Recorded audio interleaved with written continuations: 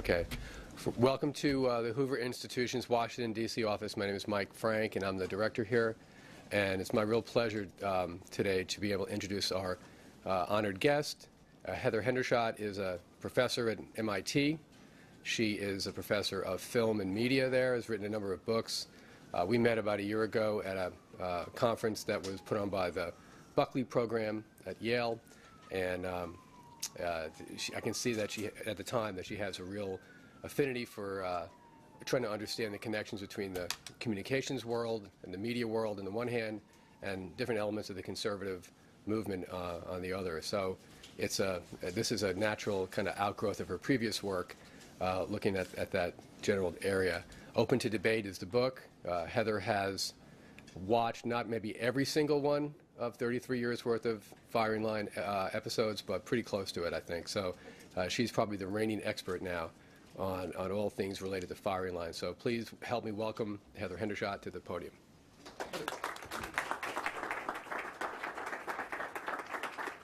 Thanks so much. It's really great to be here, particularly just here at the Hoover Institution, because the Hoover was so important to the research I did on the book. I was out at Stanford where all the papers are, and of course they've preserved all the episodes and so on, but the papers and transcripts, I really couldn't have done it without the Hoover Institution, so it's great to be here. The first thing that people ask me about this book is, why did you write it? And the short, quick answer, in part it's this guy. I had been working on the book since 2011, and but about a year and a half ago, it became sort of more urgent as our level of discourse seemed to be deteriorating and the kind of shouting matches seemed to be increasing and so on. It seemed like a particularly important time to be talking about a show that really valued civil discourse, civil debate between people who disagreed with each other. And so part of the reason and the sort of genesis of the book is from that impulse. But the other source of the book is more personal, about my intellectual development. The book that I published in 2011, What's Fair on the Air, Cold War Right-Wing Broadcasting and the Public Interest, was about the extremists who emerged in radio and television, mostly radio, local radio, but also somewhat on TV, in the years following Barry Goldwater's defeat in 1964. So Barry Goldwater totally flamed out in the election. He got 10 million votes, but he was really trounced. And people had a sense that, oh, liberalism has won forever, the conservative movement is dead, et cetera, et cetera. But a conservative movement blossomed in the wake of that defeat, and some of it was on the sort of more legitimate side, what William F. Buckley was advocating for. But there were also quite a bit of, there was a lot of extremism, paranoia, conspiratorial thinking, people like the John Birch Society emerging at the time, people who thought that the fluoridation of water was a communist conspiracy, that President Eisenhower was a conscious, dedicated agent of the communist conspiracy, was something that the John Birch Society said.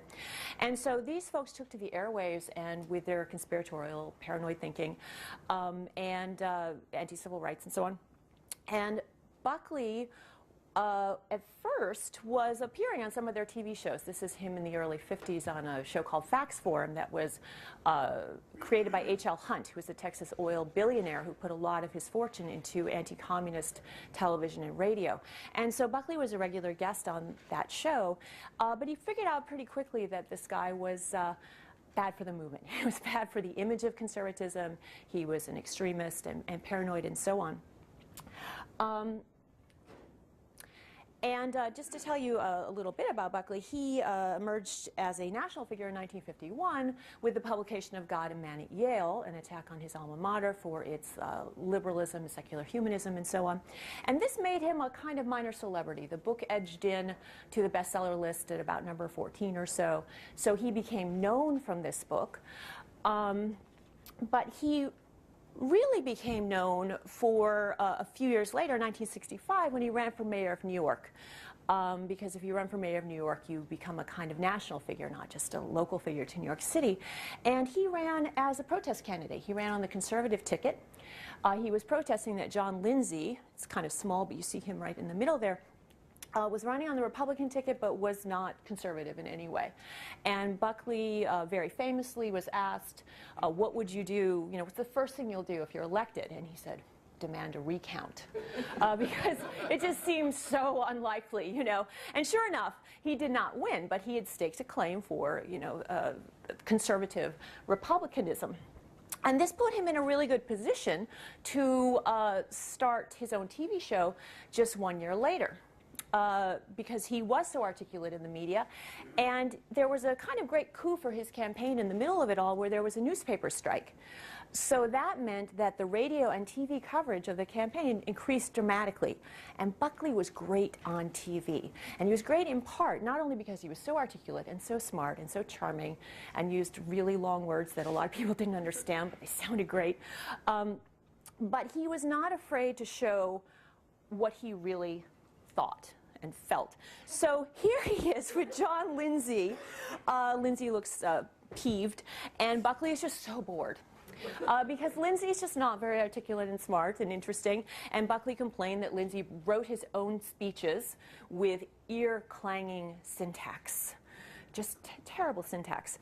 And so people wrote letters to Buckley, and often the letters would say, you know, I really disagree with you, I would never vote for you, but thanks a lot for just being honest and, you know, pointing to how much of politics was kind of rigmarole. Like, for example, he would decline to go to parades.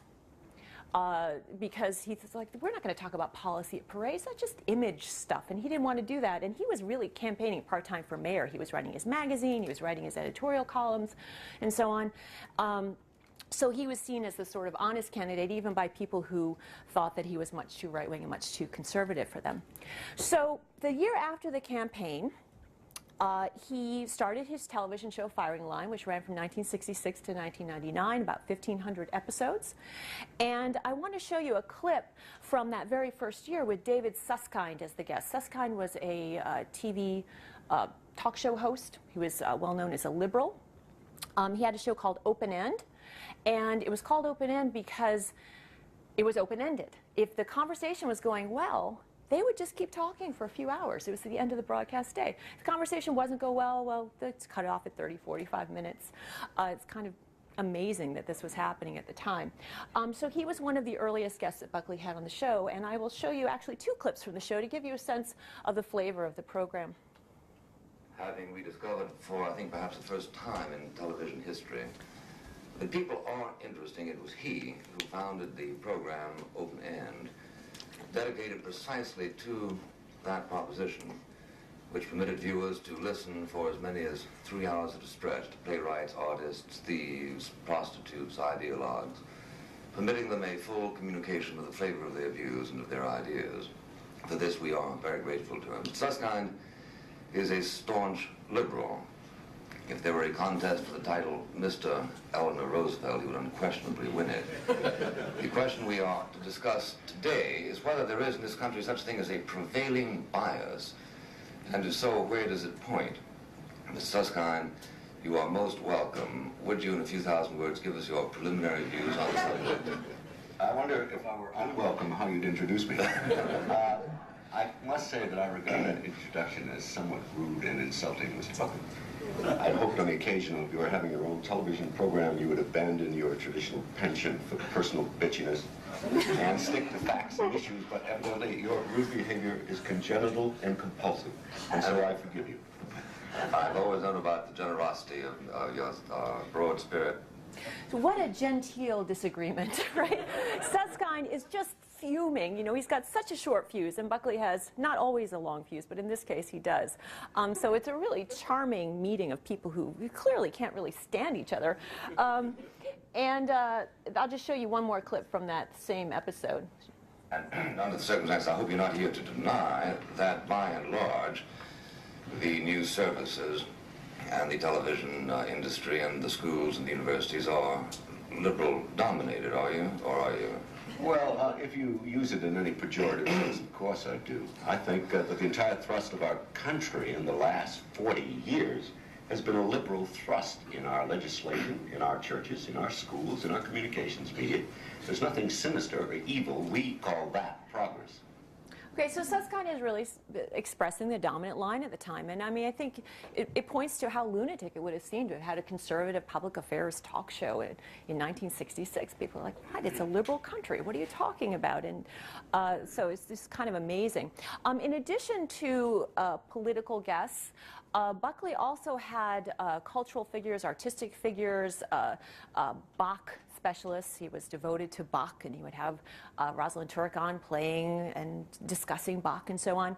And I wanted to show you a clip from the episode with Norman Mailer, just to give you a sense of what he did outside of the strictly political kind of discussion. Of course, this conversation is not apolitical. It is from 1968, and Mailer has just published Armies of the Night. And shortly after he appeared on the show, it won the Pulitzer Prize, and it was about the March on the Pentagon. And the opening here is Buckley reading aloud from, I believe, Time magazine, their coverage of Mailer at this event. The actor also said was after more obscenities, Mailer introduced poet Robert Lowell, who got annoyed at requests to speak louder. I'll bellow, but it won't do any good, he said, and proceeded to read from Lord Weary's Castle. By the time the action shifted to the Pentagon, Mailer was perky enough to get himself arrested by two marshals. Quotes, I transgressed a police line, he explained with some pride, on the way to the lockup, where the toilet facilities are scarce indeed and the coffee mugs are low octane. Is that pure time, where the toilet facilities are scarce? That's pretty good, don't you think? It's good for time. After all, you were talking about micturation in your utter word with that many syllables. That's it's the influence. It's because of our close and continuing correspondent. That's another example of Time magazine at work, though. You know, they earlier in this they talk about engaging in a scatological solo. You know, extraordinarily ambiguous for marketing. What was I doing? Was I acting like a monkey, throwing gobbets? You know, that's what you get from the idea of a scatological solo. Whereas actually, the confession I made that night was about micturation, wasn't it? So you know, there's a physical, spiritual, and probably a philosophical difference between scatological matters and acts of micturation. Well, I can see that you're a student of the subject. I'm glad you can keep up with it. I didn't say I could. I said I could see that you're a student. Let's try to refocus the discussion. Mine is the Time magazine observed. Okay, so maybe the first and last time the word micturation was used on American television, or really on any television show. I'm sure all of you are very sophisticated and know what micturation means, but it means urination. So it's a very sophisticated discussion about the scatological versus the micturation and so on. Really charming kind of debate between people with very different worldviews, but people who really enjoy this kind of sparring match of talking about their ideas on the show. Buckley also had the spokespeople of the various radical social movements going on throughout the 60s and 70s. Quite notably, he had Black Power folks on the show. This is Milton Henry, and I'm not sure everyone can see, but we've got him wearing this giant ankh, and he has two security guards behind him in fatigues who never move throughout the whole thing, you know, and they're unarmed, but probably they usually are armed. There's some kind of negotiation with the producer to not have guns on the show, and Buckley never acknowledges that they're there. It's kind of amazing. He never even makes eye contact. He just talks to Milton Henry. And what's radical in part about this, the appearance of Black Power on the show, is that the coverage of Black Power elsewhere was mostly sensationalist, sound bites, this kind of thing. And Nixon had actually conveyed to the networks in the early 70s that they really shouldn't cover Black Power anymore. They should really, really just ignore it. And he also said, you know, he encouraged them not to cover Vietnam as well, and they did not take that advice. They continued to cover Vietnam. But they did minimize their coverage of Black Power.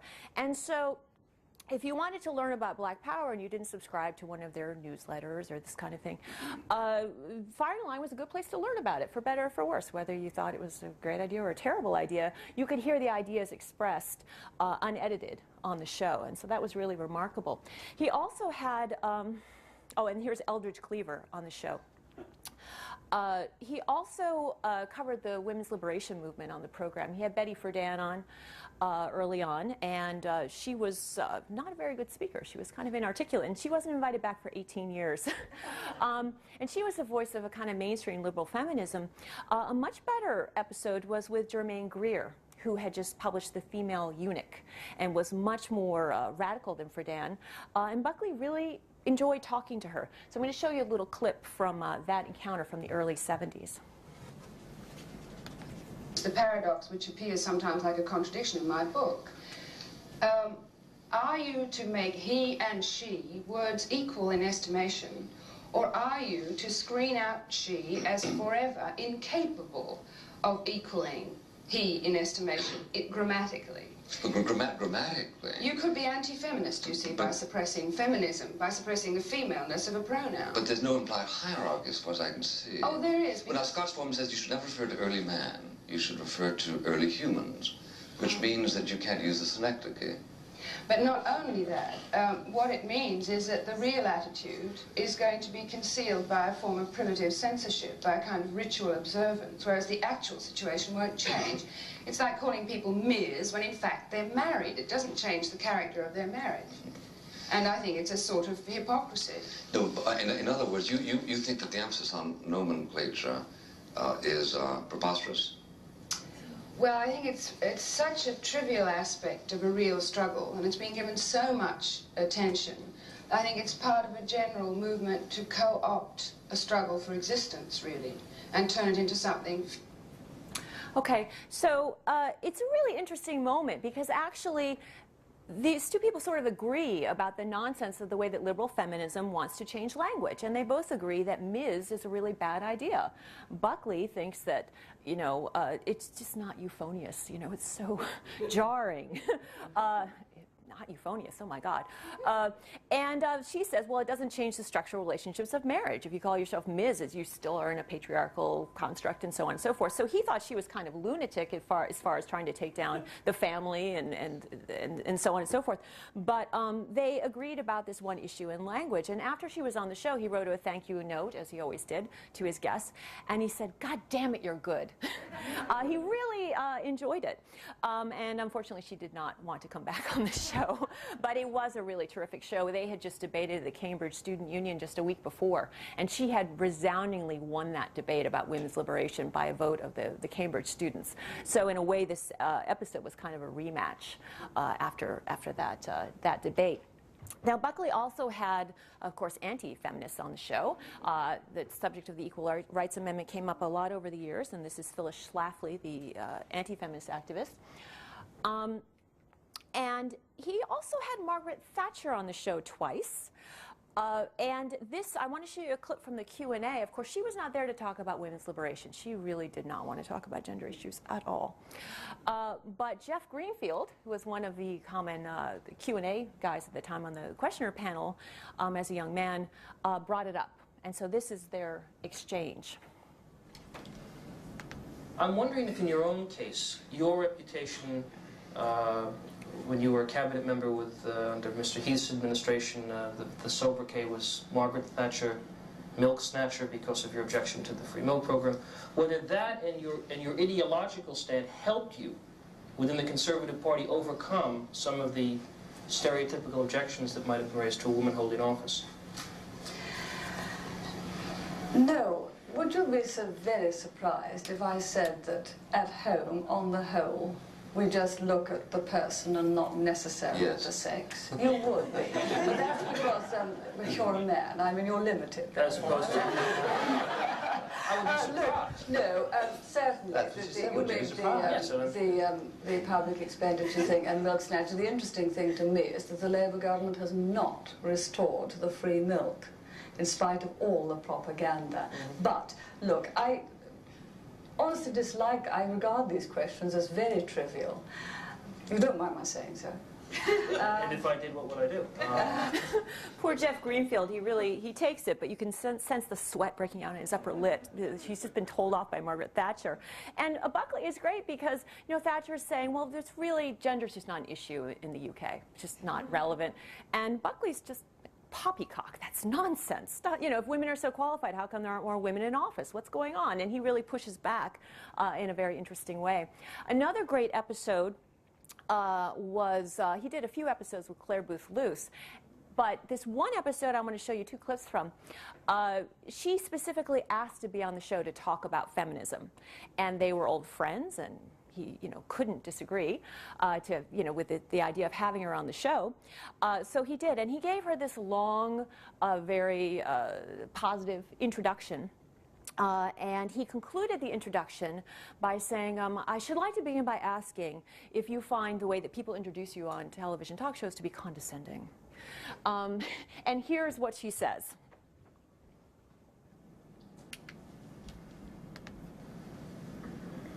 Bill, I thank you for that warm and extraordinarily friendly introduction.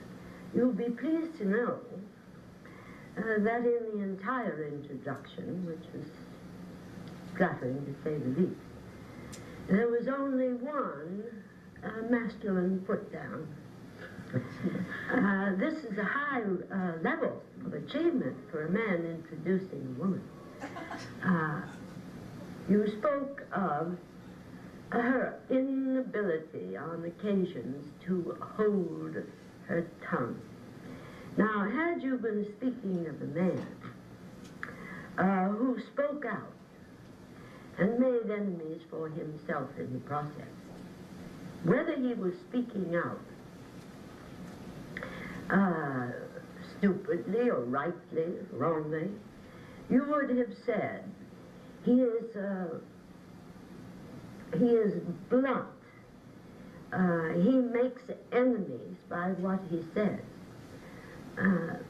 He is overly candid. You might have used many phrases, but the phrase, hold her tongue, is a phrase that men frequently use about children and women. Sort of comes out of Taming of the Shrew? No, it comes out of man's desire, highly successful, through the centuries to master women.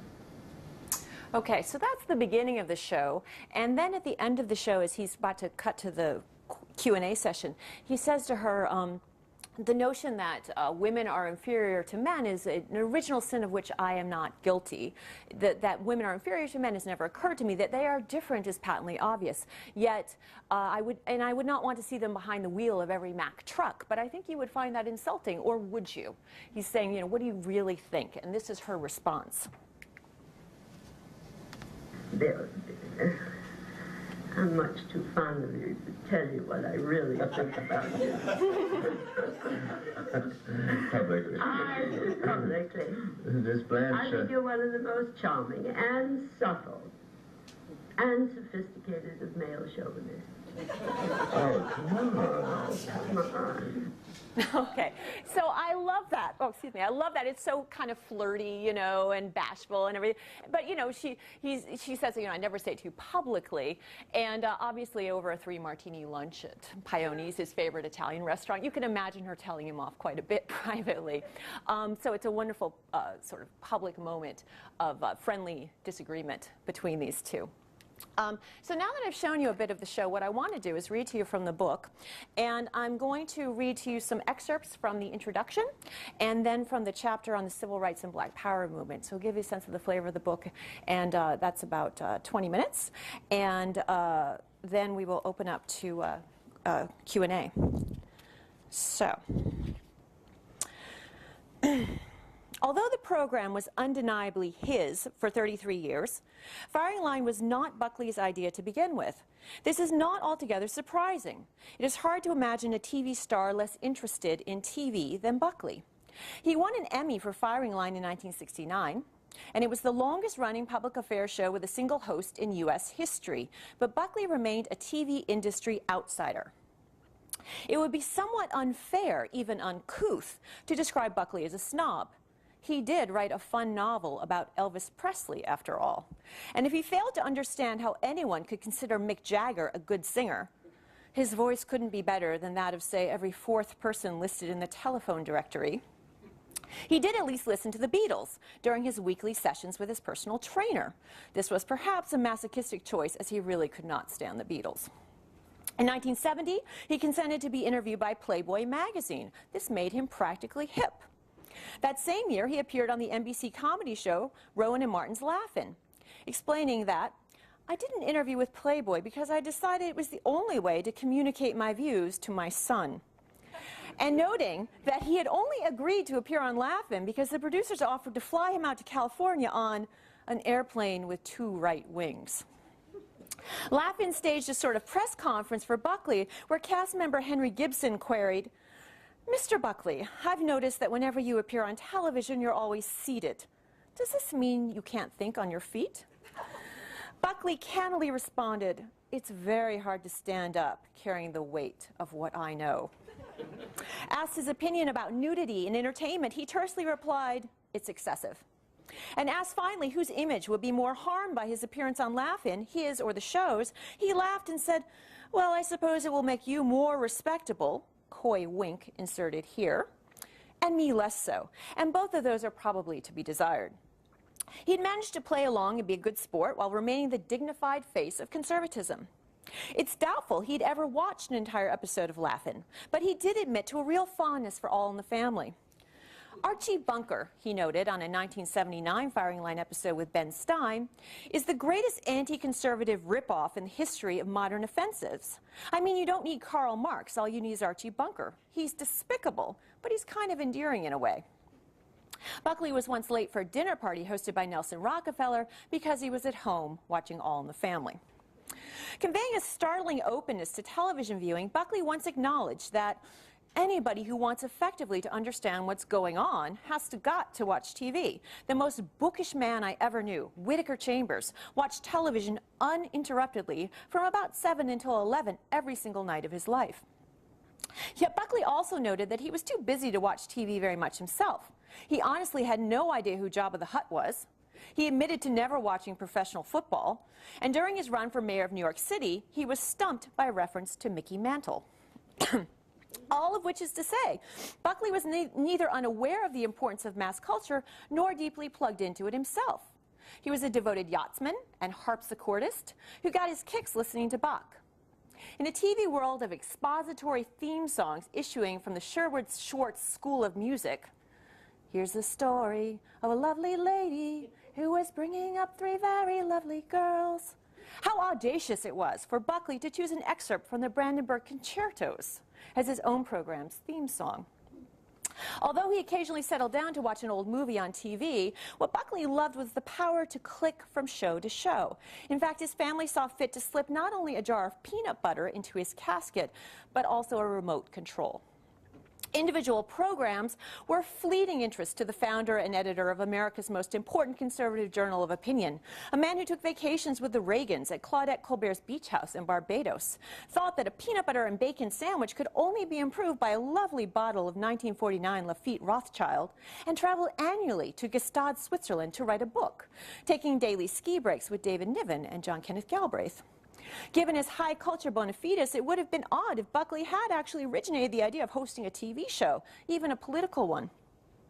In his 1989 book on Firing Line, Buckley says that the idea for the show was pitched to him in 1965 by a young entrepreneur. Buckley was agreeable to the notion, but deferred production until 1966 so that he could complete his symbolic run for mayor of New York. It was only in his posthumous book on Ronald Reagan that Buckley publicly revealed that Firing Line was the brainchild of conservative businessman Tom O'Neill. O'Neill's company, RKO, produced and syndicated the show from 1966 until 1971, when Firing Line left the commercial syndication market behind for the comparative stability of PBS. Firing Line was initially imagined as a 13-episode series, but ultimately ran for almost 1,500 episodes. To understand how impressive these numbers are for a weekly show, consider that today a very successful program typically runs 7 seasons for a total of 154 episodes. There were 635 episodes of the long-running Gunsmoke and 456 episodes of Law & Order. Buckley claimed from the beginning, perhaps with some pride, that his ratings were exiguous, which means scanty or meager, if anyone actually doesn't know that.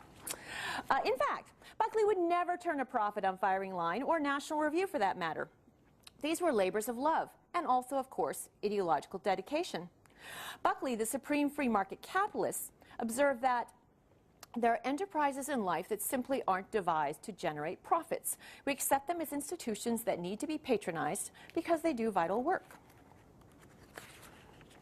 As an ardent advocate for I lost my place. Firing Line was not the only unprofitable public affairs type talk show on TV. There was also David Susskind's Open End, for example, as well as the Mike Wallace interview and the long-running Meet the Press. But Firing Line was the only specifically conservative example of such programming.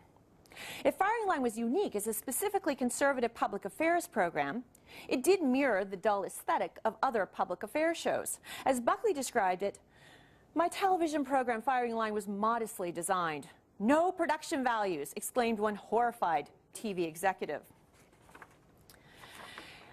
It was, to say the least, not a good-looking show. The carpeted dais was drab, the lighting never varied, and many of the guests were men in suits, their legs crossed, trousers riding up above black socks revealing an inch or two of pale white skin. The exceptions: Black Power spokesmen wearing dramatic dashikis, feminists sporting smart plaid pantsuits, anti-feminists flaunting Ann Landers-style hairdos, brought only occasional visual relief. One could also count on the distraction of Buckley's distinctive mannerisms, his almost British accent, his inclination to dart his tongue out like a lizard. Jeff Greenfield, who emceed a 20-year anniversary celebration program, noted that television is said to be a visual medium.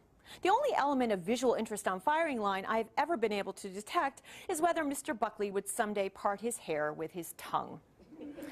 But it really didn't matter. Viewers came for the words and the ideas, and also perhaps when the show premiered in 1966 for the sheer novelty of seeing an articulate right-wing conservative explain his position. Whether you watched the show as a liberal or conservative viewer, you would find your politics both defended and challenged. In 1964, Richard Hofstadter had famously attributed right-wing political thinking to paranoia, anti-intellectualism, and status anxiety. Whether you thought his politics were brilliant or abhorrent, Buckley seemed to be walking, talking proof of the insufficiency of Hofstadter's claims. As if to drive the point home, one of Firing Line's earliest guests was Barry Goldwater. To many Americans, Goldwater's landslide defeat confirmed David Susskind's confident claims about the triumph of liberalism and the waning of the extremism that Hofstadter had described.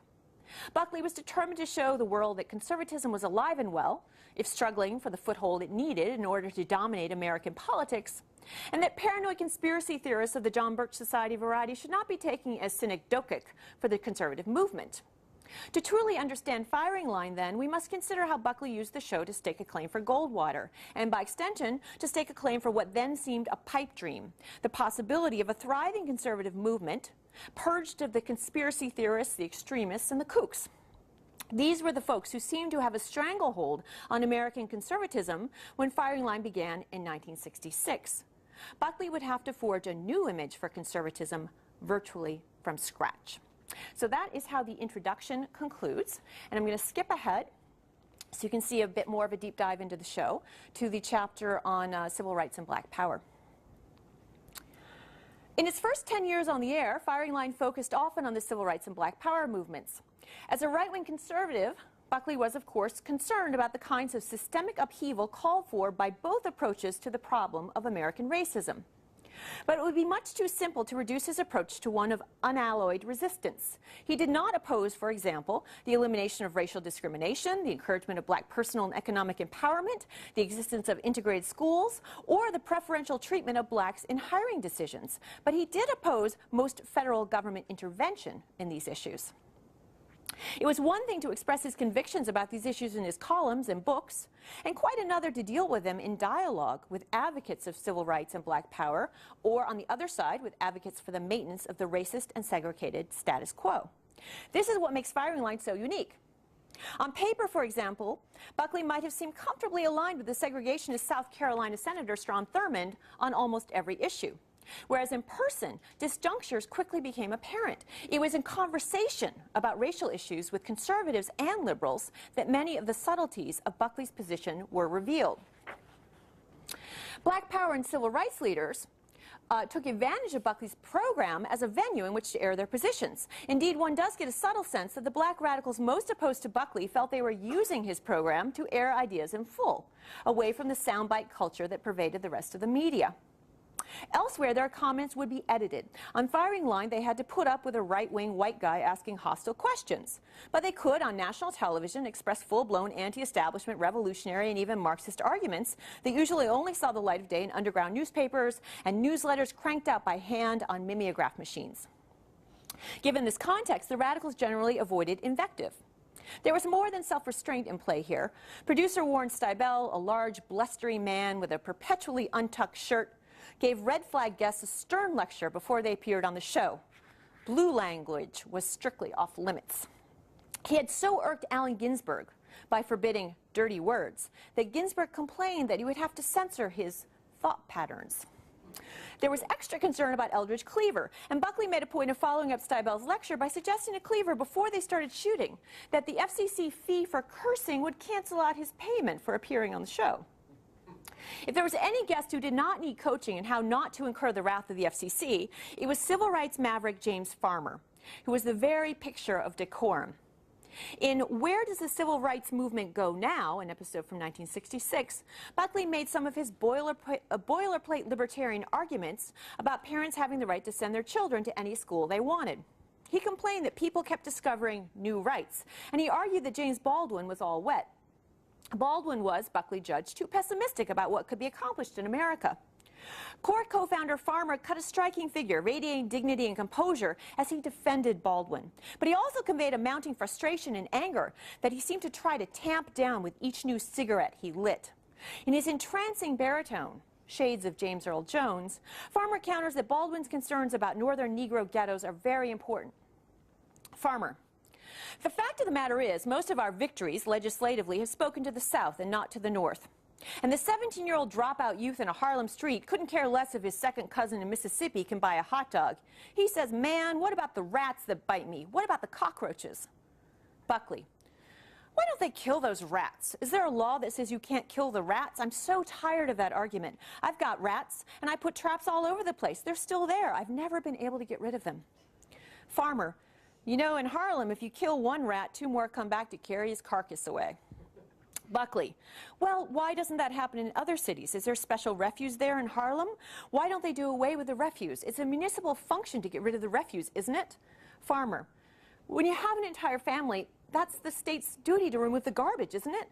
Buckley: look, I'm not suggesting demunicipalizing the garbage collection. Farmer: oh, you're in favor of garbage collection then? Buckley: I'm in favor of socialized garbage. Everyone laughs, including Farmer, and the tension is briefly eased, but Buckley won't let go of his insistence that there's nothing special about the ghetto garbage problem. When Farmer asks if rats have bitten his children, Buckley suggests that he's being melodramatic. There are more rhetorically refined moments in this program, as when Buckley and Farmer discuss the nature of the goals of the civil rights movement. But their discussion of the tenacious rat problem in the ghetto is the most memorable part of the show, because Buckley is so earnest, and yet so very incapable of comprehending the daily crises faced by those living in urban squalor. That the rat problem was worse in Harlem than Stamford, Connecticut, was simply implausible to him. By the time Huey P. Newton was on the show in 1973, the Black Panthers were struggling. Newton and Cleaver had had a falling out. Cleaver was still in exile in Algeria. Several leaders, such as Fred Hampton, had been killed, and the FBI had infiltrated the organization and planted seeds of dissension. A year later, Newton himself would flee to Cuba to escape a murder charge. On firing line, Newton was all smiles as he explained the Marxist dialectic, and Buckley was rhetorically flummoxed by his guest. At one point, the host exclaims, I'm attempting to pin down a point and I'm losing track of it. It may be that one of the difficulties you have as chief spokesman for the Black Panther Party is your total incoherence. That is to say, people don't understand what you're talking about. I don't understand what you're talking about, and I'm a very close listener. Newton talked in a cheerful, steady stream of Maoist propaganda, barely coming up for air. Finally, Buckley performed the firing line version of throwing in the towel. He put down his clipboard, signaling that he realized the futility of attempting to tame his guest logorrhea. For viewers already in sympathy with Newton's cause, his oration would likely not have seemed as incoherent as Buckley found it. Newton would have come across as a remarkably affable revolutionary. But those already inclined to be skeptical of the student radicals clutching Mao's little red book to their breasts would certainly have found their doubts confirmed by Newton's performance. A liberal firing line viewer in Cambridge, Massachusetts, wrote Buckley, I thought Huey Newton made a dialectic ass out of himself without any help from you. Whether or not Newton had made an ass of himself, there's no denying that he laid on the revolutionary shtick with a heavy hand. The Black Power movement was spiraling, and this was one of the final firing line episodes to address the topic. Later episodes of the 1970s that addressed race mostly centered on issues such as electoral politics and the legacy of the civil rights movement. Remarkably, many years later, Buckley would acknowledge his change of thinking regarding federalism and voting rights. In 2004, he told Time, "I once believed that we could evolve our way up from Jim Crow. I was wrong. Federal intervention was necessary." The anti-racism, pro-states' rights advocate had come around, but by then almost everyone had, at least in theory. In his twilight years, Jesse Helms would still maintain that the South should have been left alone with its race problem. Buckley may have shifted his thoughts on federal intervention, but he certainly had not gone liberal in general where race was concerned. In fact, his interest in discussing racism, the civil rights movement, Black Power, and the implications of various strategies for improving the lot of American blacks had reached its apogee in the 60s and 70s. The topic of race was significantly less central on firing line in the 1980s. In 1998, Buckley had an interesting encounter with ACLU Executive Director Ira Glasser. Buckley twisted Glasser's arm for years to appear on a 2-hour firing line debate titled, "Resolved, that the ACLU is full of baloney." Glasser rightly saw it was a bit of a setup, but he finally consented to appear. Glasser dug into the National Review archive to find questionable stuff Buckley had said about civil rights, and he read it aloud on the show. Glasser describes this old National Review material as completely unrespectable, and he says that Buckley knew it. Shortly thereafter, Glasser was at dinner at the Buckley residence, and Bill's wife, Pat, asked him, "Why are you so hard on my husband, Bill, on television?" Glasser said, "Well, Pat, he says so many terrible things. You have to do something about that in private." Needless to say, she did not. This was just friendly dinner party banter. Off the air, the director of the ACLU and the architect of the post-war conservative movement got along smashingly. Glasser had taken Buckley to his first baseball game. He insisted they take the subway instead of Buckley's limo. And to Nathan's on Coney Island for hot dogs. This time Buckley won, they took the limo. Buckley liked Glasser, not despite the fact that on several occasions he had backed him into a corner on firing line, but precisely because of it. The price of advocating no-holds-barred TV debates was that sometimes you would lose, and your opponent would prove decisively that you had, at one point, really been full of baloney. Thanks.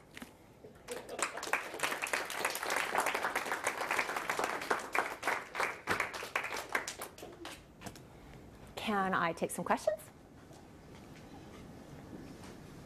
Yes? Where to begin?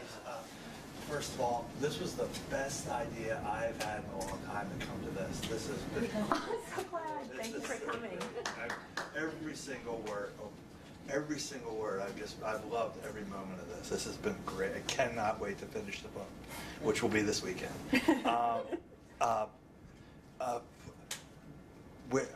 Okay, Gore Vidal, okay, and you've seen the recent documentary about Best of Enemies. Yeah, Best of Enemies, exactly. What did you think of it?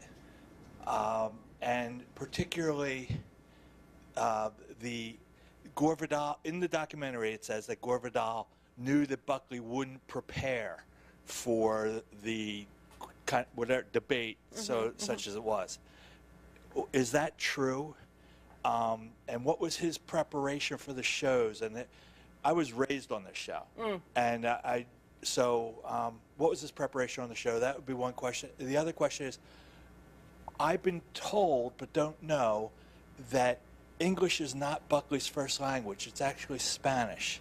And is that true? And what's the source of that kind of cut glass patrician kind cut glass patrician is a lovely way to put it. Exactly. Well, I'll answer both of your questions.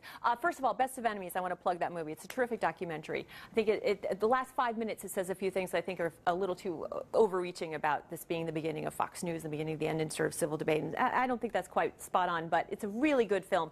And they do note in the film that Buckley did not prepare for his first encounter with Gore Vidal. They were having a discussion at the Democratic National Conventions in 1968, and they paid them both handsomely to be on the show.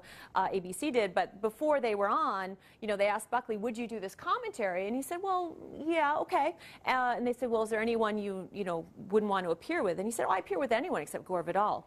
And then, of course, they set him up with Gore Vidal. It was a kind of gotcha thing. And they had several encounters on television. And the first one, it's true that Buckley did under-prepare, and Vidal was over-prepared, and he had practiced all of his off-the-cuff quips. I mean, he had scripted the hell out of this thing. So he was really very prepared. And by the time they had their second discussion, Buckley was much more prepared. And then at the end, he lost his temper, and he was forever kind of mortified by that. That he'd been uncivil and used cuss words on television and so on. So he did prepare for the second part. Now, the question about the show preparation, he had a researcher at National Review office, and it was Agatha Schmidt for some years, and a few other people came in and out. And I've seen the folders of research material. They would photocopy newspaper, magazine articles, give background and so on, so that he had all the materials in front of them. And he was a very busy man, so he would be studying this material in his limo on the way to the show. He'd read the books that had been written by the people on the show already. He was a voracious reader. This was a man who read a book at the barber shop. He couldn't take a break. He was so busy that he would just read a book while they cut his hair, right? So he would prepare, on the fly, and then he'd do the show and get back in his limo and type the next editorial column he had to write on a special typing table in his limo in the back, right? So he was very well prepared for the shows. And you would see one of the charming things about the show is the way people have their notepads around them, their yellow legal pads, and maybe glasses and a Kleenex and a glass of water, and in the early days lots of cigarettes on the show. And there's a kind of clutter, it's sort of no production values, like it says poorly designed, And so you'll see him during an interview looking down. You see this with the mailer clip I showed you, like what's next, kind of figuring it out. So in an answer to your second question, it is true that Buckley's first language had been Spanish. His nanny was Spanish speaking, and so he learned Spanish first, and then he learned English, and then he learned French. Apparently his French, he thought he was very good in his French, but apparently it was a little awkward and weird. Maybe it had a Spanish accent, I don't know. But he was homeschooled in the early years of his life, and they actually had a townhouse with all the kids. I can't remember, 8 or 10 kids, and they would rotate from floor to floor, like, okay, Spanish on the first floor, and then, political science on the second floor, and then go down for math, and they would, rotate through the house all day. And at a certain point, he was sent to a British boarding school. His mother was enduring a difficult pregnancy, and they sent him away. They thought that was better. And so he picked up this British accent that never totally went away. And then there was a little bit of Connecticut thrown in there. So you had, I don't think you sense a Spanish inflection in there at all, but it's kind of amazing sort of hodgepodge of language backgrounds that he had. And his brother, James Buckley, had a similar voice. It wasn't quite as distinctive and weird, but there's that subtle, almost British inflection underneath it. Yeah, people thought it was put on. He was just like, this is how I talk. In fact, he was interviewed on 60 Minutes right before Reagan was sworn in. And they were like, why do you talk like that? Why do you use such big words? And he said, that's just how I talk. I mean, I talk to my dog that way. I use big, that's the best way. And you just need to find the right word to express what you have to say. Sometimes very precise words are the way to go, So, sure. Yes?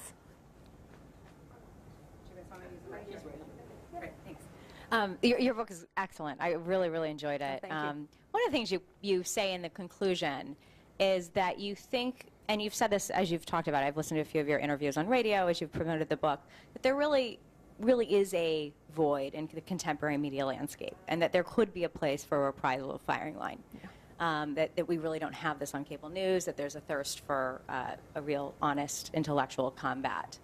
And I think my question for you is, given that Buckley really helped sort of mainstream and make the conservative movement palatable to the left, by not just taking on liberals, but really taking on liberal radicals, as you point out, that he helped people see that conservatives weren't radicals themselves, I think, in contrast.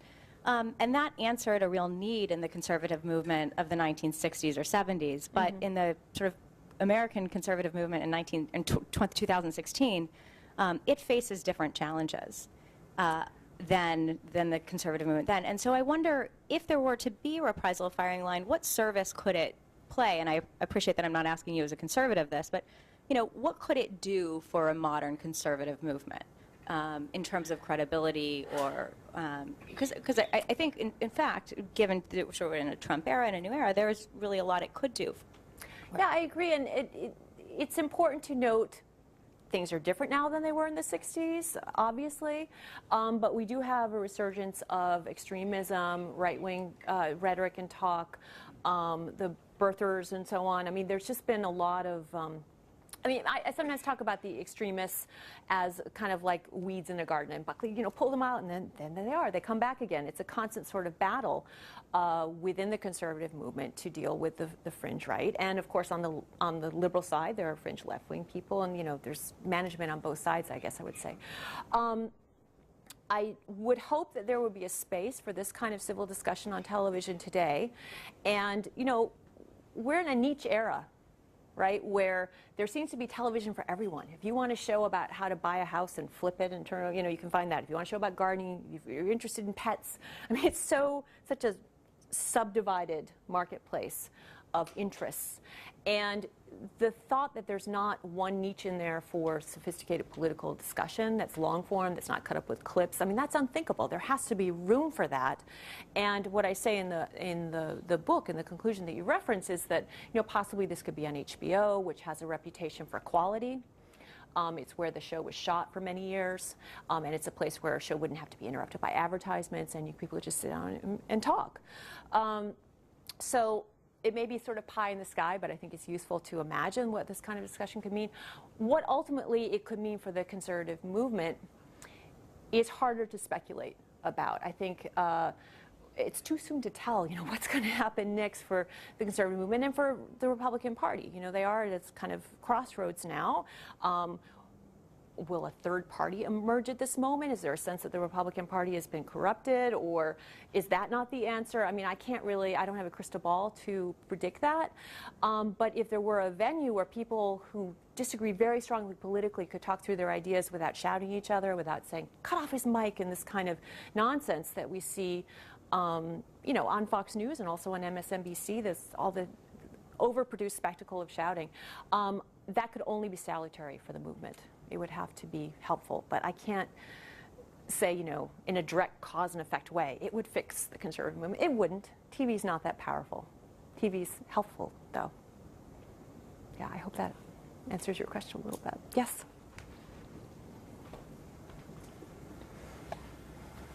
The beginning of the show came on the heels of the end of Vatican II, so I'm wondering if he had on any leading figures of American Catholicism. He stuck to liberal religious figures because he wanted to debunk some of their ideas. He was very concerned about the political involvement of the church. And, of course, he was not thrilled about Vatican II. This is someone who found a priest willing to say the Mass for him in Latin for 30 or 40 years. He would just have his own private service in Latin, right? Yeah. So he had on Reverend Coffin, Reverend Sloan, I'm dropping the name, yes, from Yale, and to talk about, what is the role of political activism? Shouldn't you be tending to people's souls until it said these larger political activities, And that was a really interesting discussion.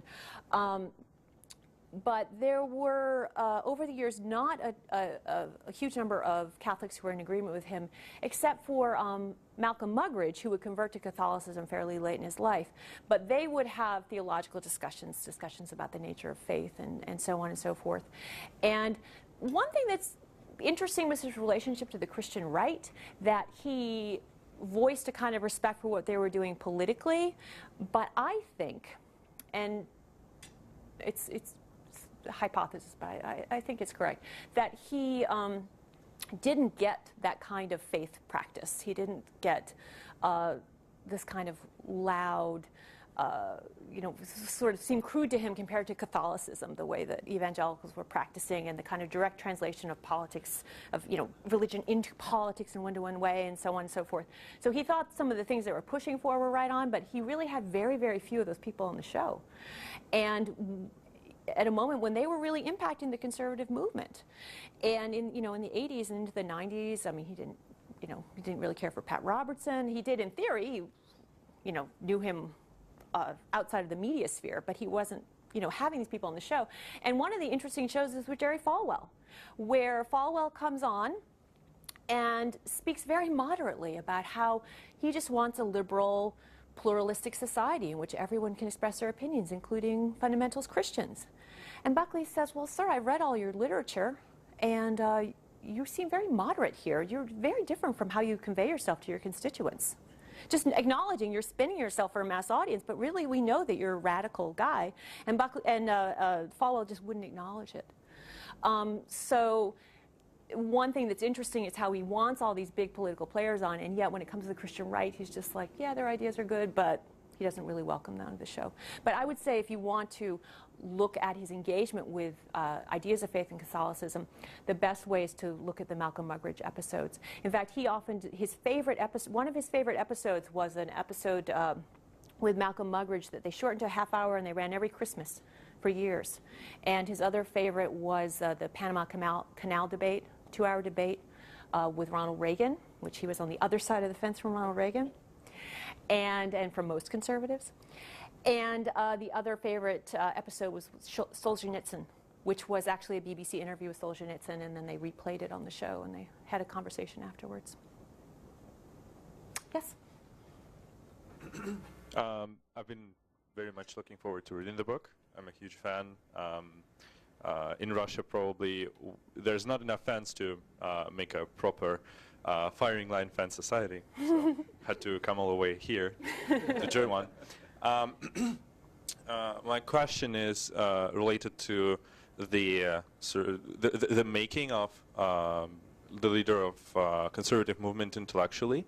How do you think? What was so special about Buckley that really helped him garner the clout of a sort of overreaching, supernatural, transcendent figure that would come, as you say, like sort the weeds out, that would, if needed, cast aside the Birch Society, and would always be there in terms of overlooking the movement, you know, because as far as I see now, there's not a single person on the right with whom everybody on the right would agree within 5 or 7 minutes, and I think that was different 30, 40 years ago. I wouldn't want to overstate that everyone agreed with Buckley on the conservative side, but he was very popular.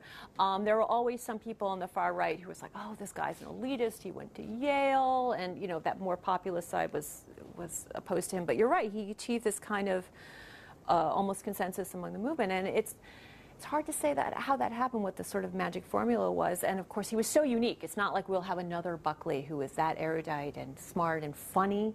And that was so much, I think a lot of what was appealing about him was he had such a fine-tuned sense of humor that, you know, conversation would turn very serious. And it's not like he would suddenly crack a joke, but he had a sensibility that politics has a humorous side to it, that we have to keep our sense of humor, and that's part of what, you know, keeps us human and talking to the other side and so on. And that's something that seems quite lacking today. I mean, notably, one of the very worst episodes of Firing Line is when he has Groucho Marx on. He's very funny, except when he talks about humor, and then it's just disastrous. He doesn't get any of Groucho's jokes. It's worth watching. It's a terrible show, but it's like, it's appealing in its awfulness. It's like the worst Godzilla movie you've ever seen. You're like, I can't believe I'm seeing this.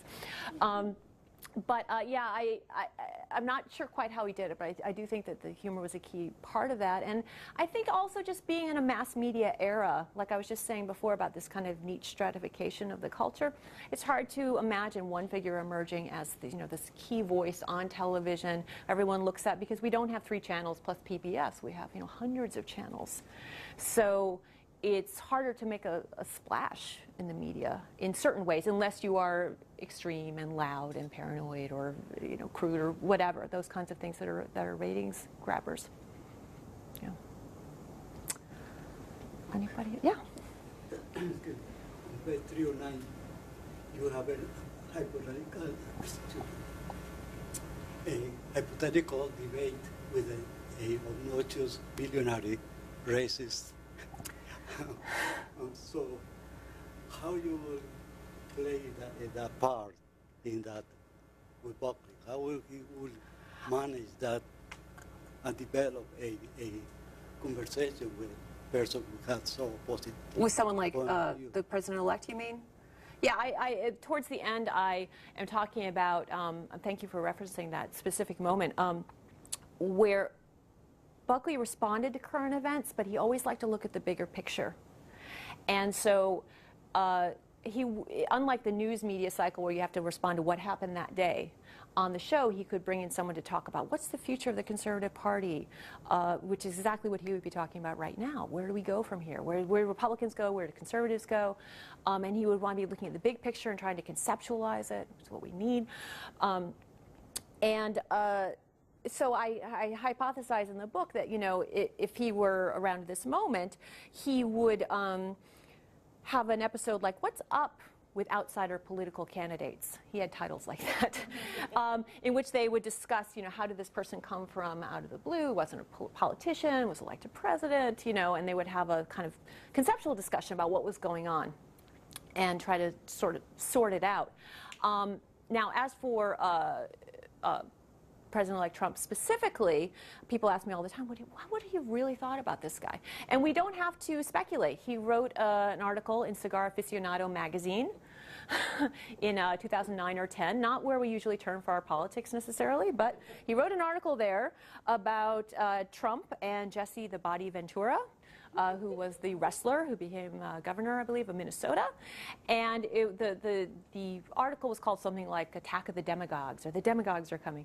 And he handily really takes down Trump and describes him as a demagogue and a narcissist. He was really offended by him. He was offended by the notion that, and he, you know, Buckley was so proper, you know, offended his notions of propriety that this person would run for office without qualifications. I think he would have been very proud of the stance that National Review took throughout the election. I mean, they were one of the first big players to come out against Trump with a cover of National Review with Yosemite Sam caricature of Trump with the guns firing, you know, and really just saying, like, no way. At the same time, the magazine had place for conservatives who supported Trump. Like, their official line was that they did not support him. But this magazine was always a space where different conservative points of view could sort of hash it out. And there was never a strictly ban on, you know, one ideological perspective. And so I think he would have been very pleased with how the magazine negotiated in the days leading up to the election. And what I'm seeing now is more kind of a pragmatism in what I'm reading of National Review, where they're just like, okay, this is what happened. Now where do we go from here? What's he going to do? And they're not, they're speculating about polling and so on, but they're really being very issue focused and wondering what's going to happen with Iran and what's going to, you know, kind of sorting it out. So, yeah. Yeah. Two quick follow-up questions. One, two quick follow-up questions. One with respect to ratings, which you referenced, and you referenced in the book, and then the other with respect to funding, which we also know a little bit about the early stages of funding, but as a very long-running show on PBS, how involved was Buckley in sort of the continued funding of the show when it was on PBS? And then how did the ratings matter or not matter once he was on PBS as well? That's a great question. The ratings were up and down when he says they were always poor. They were up and down a bit when he was syndicated. He was being sold on a market-to-market basis, and he was produced by RKO initially before he goes to PBS in 1970. And the ratings were up and down in part because it was a clunky system. They were scheduling him poorly. You know, people who loved the show were watching it every day at 8 o'clock or once a week at 8 o'clock, and then suddenly we moved to Sunday morning. What? And actually they moved it to Sunday morning right after it won its first Emmy, or its only Emmy. And Buckley wrote them a letter saying, you know, what are you doing? We just won an Emmy. You moved it to Sunday morning where every respectable person is in church or golfing. And, you know, what are you thinking? You know, so he had to flee the syndication market to PBS, and where the ratings were less relevant. You know, you weren't going to rise and fall in ratings. They weren't selling advertising time on PBS. And one thing that's really interesting about the show is you have this a person who's, you know, it's this huge voice of the free market, and he has to leave the free market for his TV show to succeed.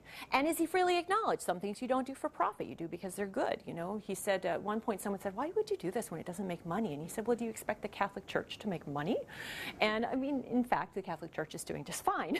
But his point was that, you know, you could be in a not-for-profit endeavor, and, you know, it was worthy. Once he was on PBS, he did about as well as the other public affairs shows on PBS. So PBS never published, you know, showed their ratings, but they sporadically would hire Nielsen to do numbers for them, and then send the numbers out to their producers running the programs. And he was doing, you know, okay. I mean, which means like on the low end. I mean, the highest numbers for PBS were Sesame Street. They were really, they had Upstairs, Downstairs, and Masterpiece Theater, and these kind of British imports that were popular into the 70s and 80s. And to Buckley's chagrin, Monty Python's Flying Circus did very well on PBS, and, you know, much better than Firing Line. And PBS was thrilled because, you know, they had no young viewers except the toddler set from Sesame Street. And so, you know, they're getting young male viewers specifically watching Monty Python. And Buckley's just like, what is Monty Python? I mean, it was just beneath him to even consider that this was, you know, a good TV show. And I actually say in the book that he must have been so chagrined when Margaret Thatcher parodied the dead parrot sketch from Monty Python, you know, once in a public address, you know, although he might just not have even gotten it. You know, she said something like, "The Liberal Party is dead. This is a dead Liberal Party." You know, something like he's making fun of the dead parrot sketch. And he was probably just like, "What is she doing?" You know. So he got along on PBS, and then when the Reagan administration defunded PBS, and Nixon tried to defund it, and, you know, all of PBS programming had some ups and downs from that. But when Reagan defunded PBS, what's great is to read the letters that Buckley sent out to people raising money, where he said, like, "Joy, Reagan has defunded PBS, now I need you to pay for it." And not surprisingly, he was supporting the free market and capitalism, and there were a lot of wealthy capitalists who were like, "Yes, here's some money to keep your show going. It's the greatest show." And so he, in particular the Olin Foundation, but other private foundations and so on and so forth, funded the show over the years. And so he had some ups and downs on PBS, but basically there was never a doubt that, you know, he would get the money he needed once it was defunded in the 80s. So it soldiered on. Last question? Yes? In your preparation for and research on the book, you must have read some of his books, yes. And I'm sure a lot of them. Did you have any favorites among those that you thought sort of really got to him? Not his Blackford Oaks, you know, which are great, but, you know, his other stuff, you know, that where you felt like he was really at the height of his powers. If I believe, I think it's Cruising Speed. Is that like 72 or so? Yeah. That's a really fun one. I would recommend Cruising Speed. A lot of people like The Unmaking of the Mayor the most, and they say it ranks up there with the New Journalism and so on and so forth. And I think it's okay, but Cruising Speed I think is a really fun and interesting read. And he's sort of at the peak of his power and his renown and so on. And he's dealing with political issues, but giving a sense of his lifestyle, but not so much that you're like, okay, you have a limo and you have a sailboat, and, you know, this, you know, it's not so heavy-handed as some of the later books. And, you know, he talks about personalities, like, you know, he went to a gay bar with Truman Capote, he and his wife, and, you know, just sort of comfortable with that, and you're like, wait, what? So I think probably Cruising Speed would be one that I would recommend. Good. On that note, please join me in giving Heather a warm applause.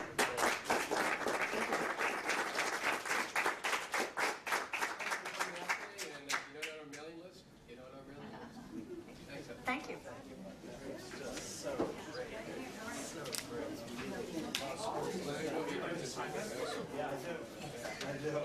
I would love to sign any books if you want. Here's a look